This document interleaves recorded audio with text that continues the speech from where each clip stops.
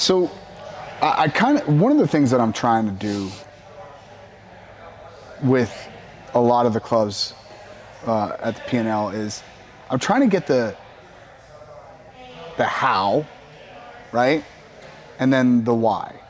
So everyone kind of looks at the P&L as the shining example, meaning best clubs in the country, getting together, doing the right thing. But there's a process to get to that point that I don't know that everyone kind of knows. And maybe there's different ways of doing that, but I want to kind of get the origin story of this place, because you got a heck of a facility. You got hundreds, plural, of kids coming through this building on a weekly basis. That doesn't happen by accident. Right. Give me the origin story of Sanderson Wrestling Academy. I was at the NLWC the last couple of years of my training, and around 15, 16, somewhere in there, you know, it wasn't going great for me in terms of like my body, my health. I was suffering some injuries. I broke both my thumbs and tore my forearm, and it was just, I got to the point where I'm like, man, I really want to compete and do these things, but my body saying no, which happens to a lot of us, I guess. But at that point I moved home and really How old were you at that point? I was 27, 28. Okay. That seems about the same time that a lot of guys go in the direction of clubs. 27, 28, late 20s. Sorry, Yeah. I didn't mean to interrupt. No, yeah, around that time, and I moved back, and I didn't really have any intention of coaching. It wasn't on my plan. I got hired up here at a financial firm in this area, just 2 or 3 minutes away from this facility, and I worked there for a few years. And the CEO, the owner of that company, he knew I had been a wrestler, and his kid wasn't too bad and was wrestling in high school and getting ready for his junior or senior year, and he just asked me to spend a little bit of extra time helping him out. And I started helping him, and then quickly the word kind of spread that I was in the area and helping a few kids, and started to get calls. And then what happened was there was a club in this area that was called Kingdom Club or Utah United. It was called Utah United. It was run by Ben Kerr, who's a Division I All-American for Utah Valley, and he was looking to kind of move on and do some other things. He's a big entrepreneur, and I was looking to start something, and I called him, and he's like, "Hey, this is like perfect. I got a few kids, and we have this place that we're renting, and I'm trying to move on, and you're trying to move in, and just like a perfect swap." Mm-hmm. And so that first couple of years, we only had 20, 30 kids, and I was working full time. And then around maybe the end of the second year, working all day, working all night with wrestling, my wife's like, "Why don't you just give it a shot and just try to see if this is what you want to do?" And so we went all in, and since then we've just been working hard. And it's been a slow process, because we were really, in a lot of ways, building from the ground up in the state and in the area, and we still are, and things are starting to progress quicker now. Our younger kids are having more success sooner, and there's a lot of good things happening, but I really felt like we were starting at level 1, and it just takes, I feel like people are like, "You just run a wrestling club, it can't be that much work." Like, dude, I work all day, every day, 7 days a week. Mm-hmm. Whether you're talking to parents or helping kids or doing lessons or running practice or... So you're right. I remember doing it very, very well. And it is a round-the-clock job. Round the clock. Yeah. What are the things... Because you don't just open the doors and hope that they come in. Right. You have to actively... the word is escaping me, and I refuse to use the word recruit because it's got like this weird kind of stigma to it. But you actively have to market this club too. How do you go from, because you guys, Brooks told me 700 something? No, not that many. I mean, I think with our academy club, or our academy will have, it'll have 250 kids in it, 300 kids. And then we have a beginner intermediate group that has 150 kids in it. So probably, I don't know if we broke 500, but Yeah, but there's also some folks that come in, like the part-timers too, right? right. And so that would be all of our beginner intermediate. So a lot of our kids are only here a few months out of the year. And then our academy kids, the expectation is that they're pretty consistent. And But how do you get to that point, right? Like it doesn't hurt having the last name that you do, but that you can't just rely on that. No, and I mean, I think we branded ourselves well, and there, you know, did a lot of, no like direct advertising. I think the first couple of years we had a few kids and they were doing well, and people saw that we were really committed and that our kids were making progress, and kids were starting to beat kids that they had lost to, and so people take notice, and eventually it started to grow, and we were it was kind of interesting for us because we were in a really small place for the first. I mean, this was we just finished my sixth full-time year, so 8 years in total, 6 years full-time, and the first 5.5 years we were in this small place and we were super limited, so it kind of created like 2,000 square feet, and we had like, I mean, smaller than that side of the room over there, like just this narrow little thing, and we had 30 high school kids, we had 20, 30 junior high kids, and we had 20, 30 elementary kids, and we couldn't take anybody else. Right. So a lot of focus was on those kids. They really made a lot of progress, and you know, and then and we had kind of built a name and a program, and then when we moved and the doors opened, you know, To this facility, we haven't tried to expand too quickly, but you know, the expansion has been relatively smooth. I don't know what the right word is, but it's grown, and we could grow more, but we're trying to do it in the right way.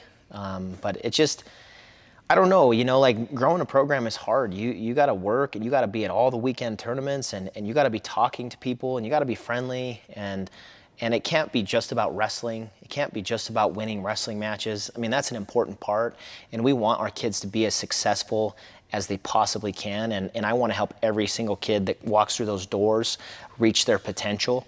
But I think there has to be more to it than that, because if that's all it is, then, I mean, there's a lot of people that are like that. Sure. That's the only goal, and that's the only thing that matters.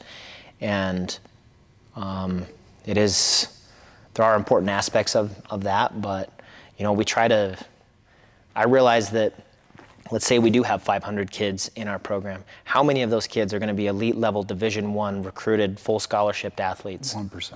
1%, 5% if you're lucky, 10% if you're amazing, Yeah. right? And so, but every kid that walks through that door, I want them to learn skills and a mindset and a thought process that helps them be successful, whether they're a great wrestler or whether it just means it helps them be good in school and have a career and be a good, you know, husband, father, wife, mother, whatever. And so we try really hard to teach things that not only help you be successful at wrestling, but help you be successful at everything that you do. And I think that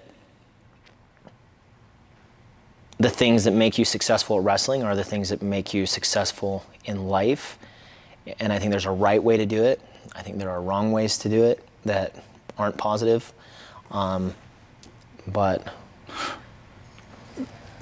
I think, and I don't know you all that well, but I think that comes very natural to you, having met your dad and knowing your brothers a little bit, to impart on the kids. But in order to get to those kids, like you said, you got to be at every one of those little rinky-dink local tournaments talking to the parents about the same thing. yeah. Does that come as natural to you? I mean, it is hard. You know, there's a few things that we do. You know, we have parent meetings every single year, no matter what. And I try really hard at those parent meetings to set the standard and help parents understand what the goals are. And then throughout the year, I try to put out information for them, and I want the parents to hear the same things I'm saying to their kids, so that the message is the same. Because if the message is the same from me and the message is the same from mom and dad, then it's likely to land in their, It's far more likely. But if it's not, if if our thought processes are not, consistent, and then the kid's confused and they have a hard time being their best. But we do spend a lot of time talking to parents, and I personally am actually working on like a training for parents. It's kind of like a book, a pamphlet. It just goes through a whole bunch of topics and just trying to help them, because every parent wants to do the best by their kids. I mean, Yeah, no parent ever gets into this sport to actively cut their kid down. Right. And they want to do good things, like in 99.9% of the cases. Yeah. There's a couple that maybe don't in the world, but most people do. And a lot of times they don't have the resources, or it's like cutting weight. How many tough little kids walk through the door that their parents didn't wrestle and they're already cutting weight at 7 and 8 years old, and the parents don't know any better. That's just what they heard from this guy. Sure. And this kid's really good and he cuts weight, so my kid needs to do that. Yeah. And so we talk about, well, there's, everybody has a lifespan within the sport. And if you start cutting your kid at 7, 8 years old, you're probably shortening that lifespan. 100%. And the way that you extend it and you give them the opportunity to be great and maximize their potential and move beyond high school if that's their aspiration, like they have to have, you got to extend that, and you do it by not making them cut weight, not doing certain things. So we talk a lot about those things. But it is hard. It's hard to get everybody on the same page. But I think that the culture of the program, if you can establish what you want, is really how you grow your program, especially in the long term. And for me, like when I look at our program, I'm not thinking like, I want this program to exist for a long time. Mm-hmm. And I want my sons, I have a 3-year-old and I have a son that's going to be born in the next couple weeks. I want them to have a place to be if they choose to want to wrestle. And I want it to be the best possible environment for them. And I want it to exist for the next 20, 30 years. And so with that in mind, maybe my approach to certain decisions is different than if I'm just trying to win a state championship for the youth level in Utah. Like, who cares? Like, it doesn't matter. No. But I think getting people to see that long-term perspective for their kids and make the right choices, man, it's really powerful. And, we're always kind of pushing in that way. And my dad, I don't know if my dad was just like a secret genius, or if he spent a lot of time thinking about it, praying about it. I don't know if anyone taught him, but he just seemed to have like a really good perspective always with life, and not only with life, but with his own sons and how to bring them through the sport. And under his like tutelage or whatever, mm-hmm. through high school, I mean, everyone did really well. And we had varying degrees of success beyond high school, but he did such a good job of helping us stay focused on the right things, about helping us stay focused on what the ultimate goal was, to get an education and to get our school paid for. It was never even about, all the championships. It was just like being the best you can be, making progress, and he just was always positive. You lose, it's like, okay, you lost. Like, what can we do better? And a lot of people like say those things out loud, and I feel like, but very few people really genuinely have that perspective and believe it about their own kids, mm-hmm. And don't let the emotion get involved. And I know he had times of emotion, but was so good at keeping everything under control and keeping everything focused on just making progress and us enjoying what we were doing. And so we all thrived. And none of us ever, well, I can't speak for my brothers, but as far as I know, we all always wanted to wrestle. Yeah. And it's conversation. It was never a push. You don't have to do this, bud. This is a conversation. Like, just so we're clear, after a tough loss this past weekend, my son was really upset. And I'm like, dude, this is the worst thing that happened. And like, that's easy for me to say, I didn't just go get my butt kicked, But if this is the worst thing that happens to you in the rest of your life, you're doing okay. And also, you don't have to do this. Like, you don't have to. You choose to. You're allowed to. You should be grateful that you get to, because there are kids that don't get to compete at this level. But truly meaning that, and I think that's, you and I have talked about this before. Yeah. And that's one of the things that Kale does better than anyone else, and I can see in your kids here, you do extremely well. You mean it. Yeah. They know when you don't. They know when you don't. They know. And you know what I'm talking about. Like, you talked about it earlier. Words have energy. You can say one thing, but the energy coming off of you sometimes says a different thing. Are you able to convey that to your assistant coaches here so that you're aligned? I think for the most part, I mean, and sometimes it's a process of developing the same mindset, maybe, maybe sometimes it takes time. But I think we do a pretty good job, and everybody's kind of on the same page. And it took me a while to develop, I think it took me a while to say what I meant, and trying to say things and trying to verbalize things in a way for the kids and the parents to understand them. Maybe the first couple of years I didn't quite, not like in a negative way, but didn't say it quite right. And I think I'm getting better at communicating the message that I want to communicate. And one thing that's been on my mind, and I don't know if I heard this, I don't know if I came up with this, but something I think about a lot, and this is kind of my approach as a coach too, and try to, like, the standard that I hold myself to is, man, I'm willing to do anything to be successful, anything to win, but I'm not willing to win at all costs. And that's... Break that down for me, because that seems counterintuitive. So, like, I'm willing to do anything that's right to win. Like, work hard, put in the extra time, make sacrifices, study my butt off, educate myself. I work hard, fight hard, do everything that's right. But I'm not willing to do things that are wrong in order to win. I'm not gonna go argue with a ref for points that my kid didn't earn. I'm not gonna have my 7-year-olds cut weight. I'm not gonna, tell a kid he sucks if he loses. Right.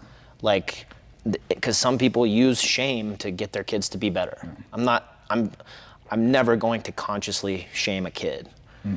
And so, like, just keep, and helping the kids understand that too. Like, I'm willing to do anything to help you guys win, as long as it's honest and Right. correct. And right. And right.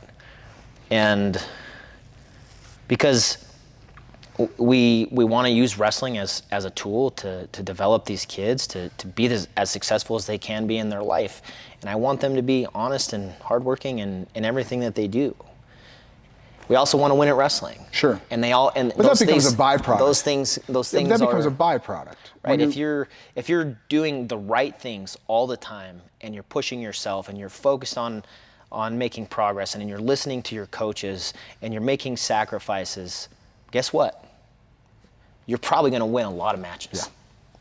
Yeah. If you lose a match, dude, it's a game. Who cares? It's a wrestling match. I know you want to win.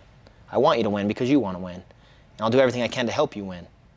But at the end of the day, it's just wrestling, And what's more important about winning is, like, you're learning how to be a winner as a wrestler, like, through who you are as a person, and that carries forward in everything. And if you win in wrestling by doing the wrong things, well, Yeah. People say all the time they want their kids to wrestle because it teaches, like, character, and it teaches all these great things. Sure. And wrestling doesn't teach anything. Wrestling doesn't teach anything. People teach character. Wrestling doesn't teach character. Wrestling is just a vehicle and a tool for someone to teach someone else how to fight and work hard. But wrestling itself, it's like, well, Monopoly can do the same thing. You know, just Monopoly's not as fun. True story. So, did that enter your brain? And I know we're cutting on time here, but did that enter your brain when you were looking to join the P&L? Like, because this is a theme that I'm getting from other coaches that are like-minded to you and I in the P&L. And one of the things that struck me was like, oh, well, these guys get it. Jody Strittmatter gets it, right? Like, you know, Jared Lawrence, Brandon Paulson, they get it. Larkin gets it. Was that something that kind of crossed your mind as you were looking to enter the P&L?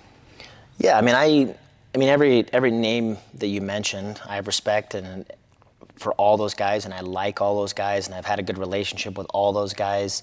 And I think everybody that, I don't know, I don't want to say this the wrong way, but like everybody that gets to a certain point, like within the sport, and finds a way at some point to get beyond the results, like all those guys you mentioned, they're all good and awesome. And they see wrestling more for like the potential that it has to really like to grow people, rather than just like you only have value if you do this or you win. And all those guys see beyond that. And that's what is enticing about being a part of the group, you know, because you go to tournaments like, I don't know, I won't say any specific tournaments, but some of like these youth tournaments. We all know what you're talking about, Kyler. But they're so intense, and they just, exactly what I'm saying. Like, wrestling doesn't teach character. I mean, if the dad is yelling at the officials and saying all these bad words about them and complaining and fighting with the other coaches and pushing their kid way beyond a 7-year-old's capabilities, like that doesn't teach good principles. It teaches character. wrong principles, you know, and it teaches the wrong character. Yeah. And if you can surround yourself with a good bunch of individuals that all are hopefully seeking the best for what's for each kid individually, and they're trying to help them just be the best they can be, and it just kind of changes perspective. And when everybody's kind of doing the same thing, I don't know, it seems like a force for good. Yeah, and I can see it continuing, and I can see, how about this? I can see it infecting some coaches that are, Yeah. right? You know, Ben Askren's not MFing referees and other coaches, and He gets it though. I know, but that's what I'm saying. But there are other coaches that are on the fence that see that, and now they're like, well, first of all, the league does not put up with that kind of behavior. Period. The end. Right. So there's that. But it's kind of infectious, right? It becomes like, oh no, this is the way we probably should be acting, right. given our druthers, right? So I'll leave you with this. Thanks for having me here. Thanks for being part of the P&L. And thank you again for being a big part of that force for good. Thank you. All right, brother. Yep. Let's get out of here.